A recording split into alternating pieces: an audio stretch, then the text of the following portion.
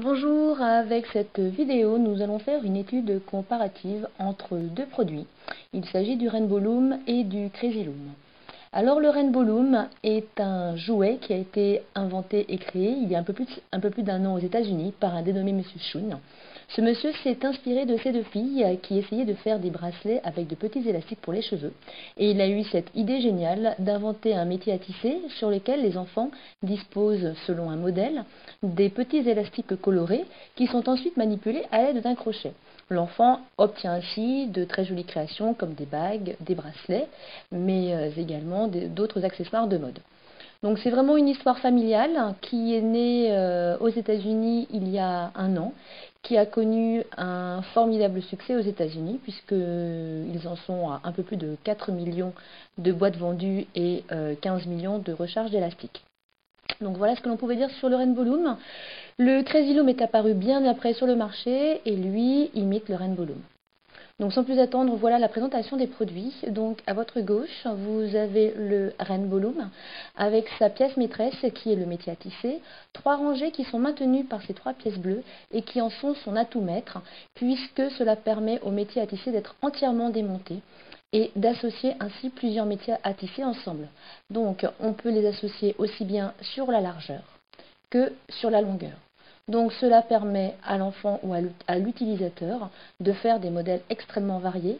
Ce peut être la bague, le bracelet, mais ce peut être également le sac à main, le drapeau, la ceinture. Donc vraiment des modèles très très variés qui sont réalisés à partir de ce métier à tisser Rainbow Loom grâce à son côté démontable. Le métier à tisser Crazy Loom, le voici. Donc lui, c'est une pièce unique. Il n'y a pas de possibilité de démonter les rangées. Donc vous comprenez que les possibilités de création sont plus limitées.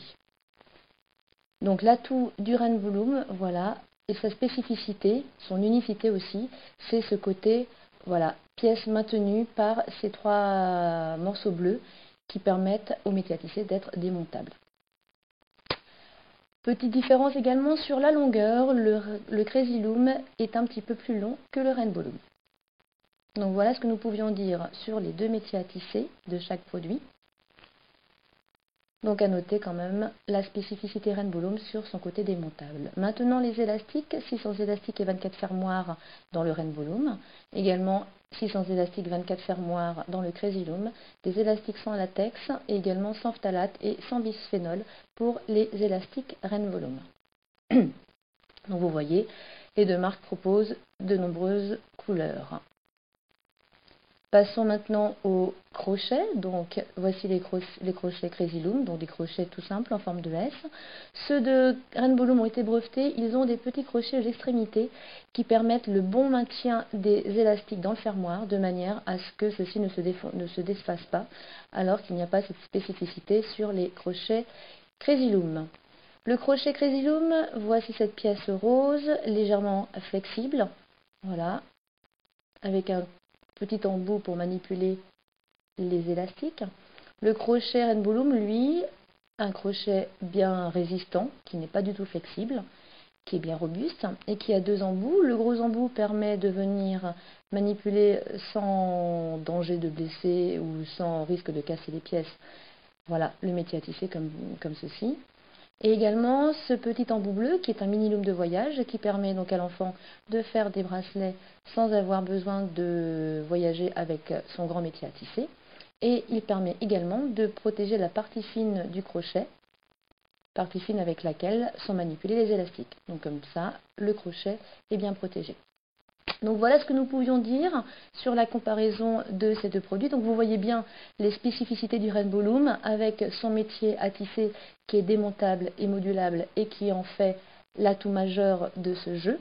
Vous voyez, nous pouvons déplacer la rangée centrale également et obtenir une configuration en rectangle, voilà, comme celui-ci, et qui permet de faire des modèles uniques à Rainbow Loom puisque vous le comprenez bien, comme le métier à tisser Crazy Loom, lui, n'est pas modulable, donc on ne peut pas obtenir de configuration en rectangle. Donc les modèles sont plus limités dans les créations. Et vous voyez ces pièces bleues qui permettent vraiment de moduler le métier à tisser comme on le souhaite. Voilà pour la comparaison. Merci beaucoup d'avoir suivi cette vidéo. À très bientôt.